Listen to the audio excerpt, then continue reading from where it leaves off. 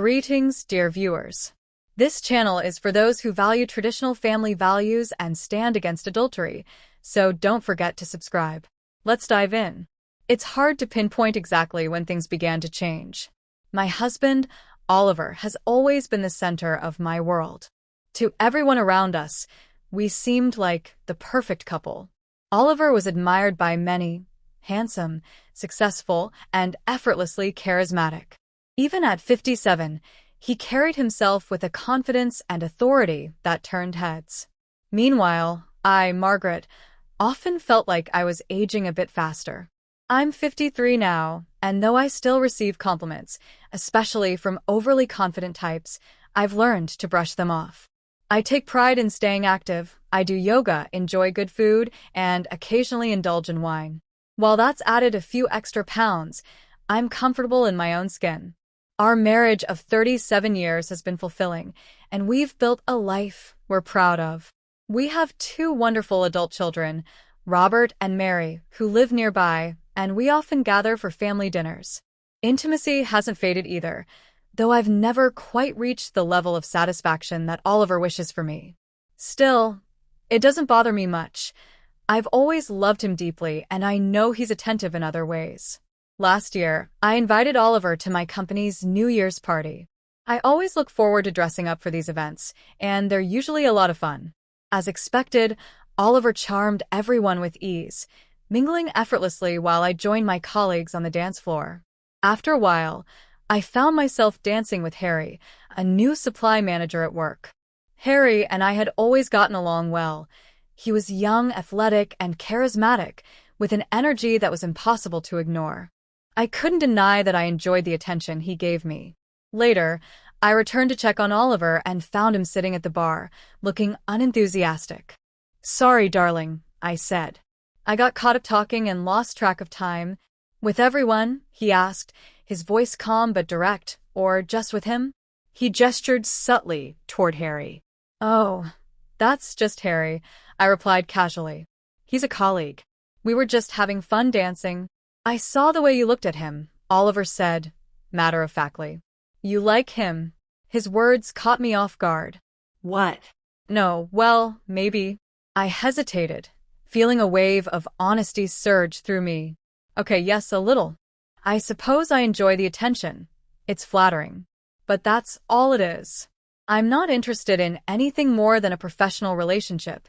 To my surprise, Oliver didn't get angry. He simply nodded, as if processing my words. We stayed at the party, and I made an effort to spend more time by his side. Later that night, when we got home, I felt a renewed desire for Oliver. The attraction I felt for him surged, and we had one of the most passionate nights we'd had in a long time. The next morning, Oliver asked, "Was it Harry who turned you on?" I paused, unsure how to respond, but I decided to be honest. "Maybe a little," I admitted, "but mostly it was you." That conversation opened the door for more candid discussions about our relationship and intimacy. We started talking about fantasies we'd never shared before, and our connection grew deeper and more vibrant. I even started experimenting with lingerie and flirting with Oliver when we went out, rediscovering a side of myself I hadn't explored in years. At work, Harry's flirtations didn't stop. While I always turned him down when he asked me out, I couldn't deny that a part of me enjoyed the attention. It wasn't long before I felt the need to talk to Oliver again, this time about something deeper. "I love you more than anything," I began one evening. "You're the best husband I could ever have hoped for." Oliver smiled warmly. "I love you too, Margaret. But I can tell something's on your mind." I hesitated but pressed on. "I've been thinking a lot about our previous conversations, about exploring new things in our relationship. I feel like I have this curiosity I want to understand before it's too late." Oliver's face shifted, a mix of confusion and concern. "What are you saying?" "I need to be honest," I said. "Harry invited me to spend the weekend with him. I haven't agreed to anything, but I wanted to tell you because I think it's something we need to talk about. Remember when we watched that video about the open wife? It got me thinking, maybe exploring this fantasy could be something real for us." Oliver's voice was calm, but I could hear the tension behind it. "That was just a fantasy, Margaret." "I know," I replied, but maybe it doesn't have to be. Harry knows about you, and I don't see him as a threat to our marriage. I enjoy the attention he gives me, but my love for you hasn't changed. If anything happens, I'll tell you everything. This isn't about replacing you, it's about understanding myself better. Oliver's voice softened, though there was clear pain in it. Have you already done something with him? No, I said firmly. Nothing's happened. We've kept things professional, and I've made sure of that. I wanted to have a little fun, but always return home to Oliver. Making this decision wasn't easy, and I saw the confusion in his eyes, even though he didn't say much. His silence spoke volumes. It was hard for him to hear, but I had to be honest. The fact that I hadn't experienced an orgasm didn't seem to bother him as much as it bothered me. I'd read that it was common for women, but I couldn't shake the thought that it might feel different with someone else. Oliver seemed stunned. His legs shook as he leaned against the wall for support. I hated seeing him like that.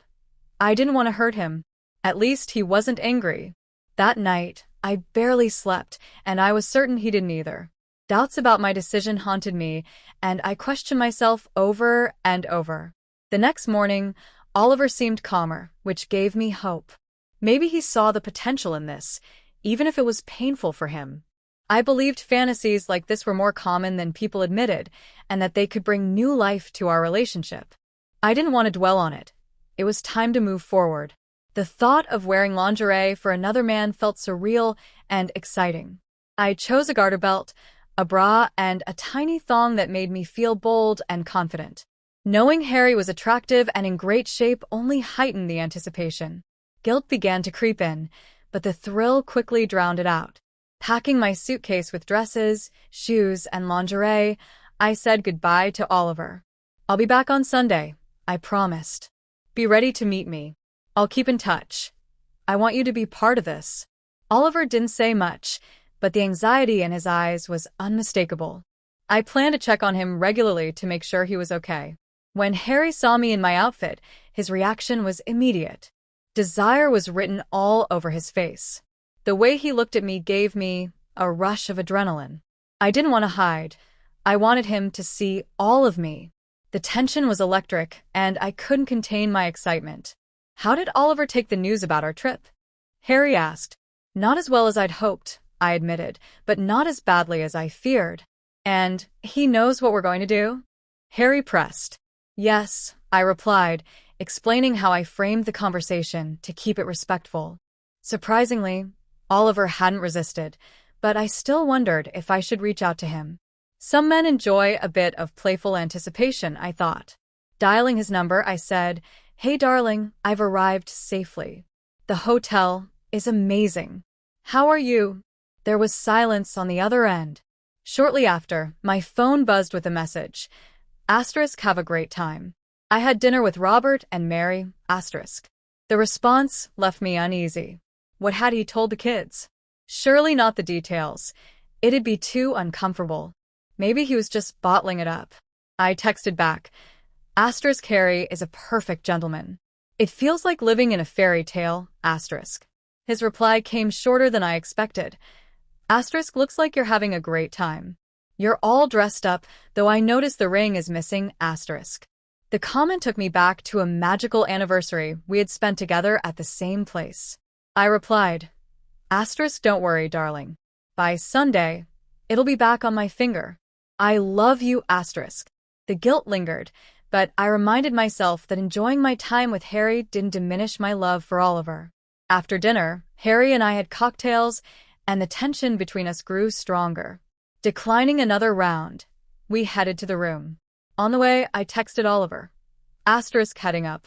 Hope this excites you. I'll be the wife you love again soon. How are you feeling? Asterisk. Before I could put my phone away, Harry pulled me close and kissed me passionately. You won't regret this, Margaret, he whispered. Maybe we could even make this a regular thing if Oliver's okay with it. His words sent a wave of excitement through me. Feeling desired this way was intoxicating. I excused myself to change into something more fitting. In the bathroom, I glanced at myself in the mirror. The lingerie I'd picked was stunning. Then I noticed my phone. Still no response from Oliver. I typed, asterisk, Oliver, are you there? You've been so quiet today. I love you, darling asterisk. When I returned to the bedroom, Harry teased, asking if I was making him wait on purpose. My phone vibrated. Finally, a response from Oliver. Yes, the message read, but it carried a sense of disappointment. Something was off. The photos I'd sent were supposed to bring us closer, but everything felt wrong. I tried calling Oliver, but he didn't pick up. As I hesitated, debating whether to try again, my phone rang. Forget it, Oliver said abruptly. Then, after a pause, he added, Do you like puzzles? Puzzles? I asked, confused. Check the first words of my messages, he replied cryptically before hanging up. Frowning, I scrolled through our conversations and read the first words. Asterisk have fun. Forget, asterisk the realization hit me like a slap. Asterisk forget us. Divorce, asterisk. My heart sank. Panic consumed me as I tried calling him again, but it went straight to voicemail. Desperate, I left a message. Asterisk please, just wait for me. I'm coming home, asterisk. Finally, he replied. Asterisk Margaret had her fun. Thanks for the heads up, it gives me time to prepare, asterisk. Fear gripped me. I typed frantically, begging him not to do anything drastic. Everything felt like a mistake, even my love for him. His next message chilled me. Legally, I have no other choice. I'm not seeing him anymore, I pleaded. I choose you. His reply was colder than ever. Asterisk, it's pointless. You wanted him, and I won't hold you back. Your body, your choice. By the way, did you know he's married with 3 kids? Asterisk. Stunned, I froze. Then came the final blow. Take your time. I'm leaving. When I finally made it home, it was too late. A for sale sign stood in the yard. Inside, the house was empty. Divorce papers lay on the kitchen table, already signed. His belongings were gone. In one last desperate attempt, I messaged him, asterisk, this can't be the end. I love you, and I know you love me too, asterisk. For 2 agonizing weeks, I waited for a reply, but his silence was deafening. He had taken half our savings and disappeared. One day, an envelope arrived in the mail. Inside was his wedding ring. I broke down, crushed by the weight of it all. The next day, my phone buzzed. It was Oliver. Asterisk K, just wanted to let you know I arrived safely. The resort is amazing, asterisk a photo of a breathtaking beach followed. I replied, asterisk I'm sorry, Oliver. Please come home, asterisk. His response stung, asterisk I'm living my dream now. Emily has been so kind and welcoming, asterisk he attached another photo, this time of a tan woman in a bikini.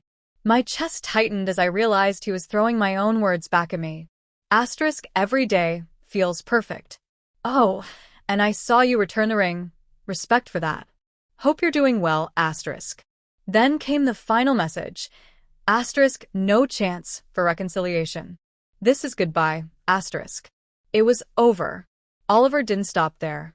He forwarded my messages with Harry to his wife, my relatives, even our children. Harry called me in a rage. My wife kicked me out and filed for divorce. This is your fault, he shouted. My relatives were furious and shocked, but the worst pain came for my children. Don't expect Dad to come back, they said coldly. And just like that, everything I loved was gone.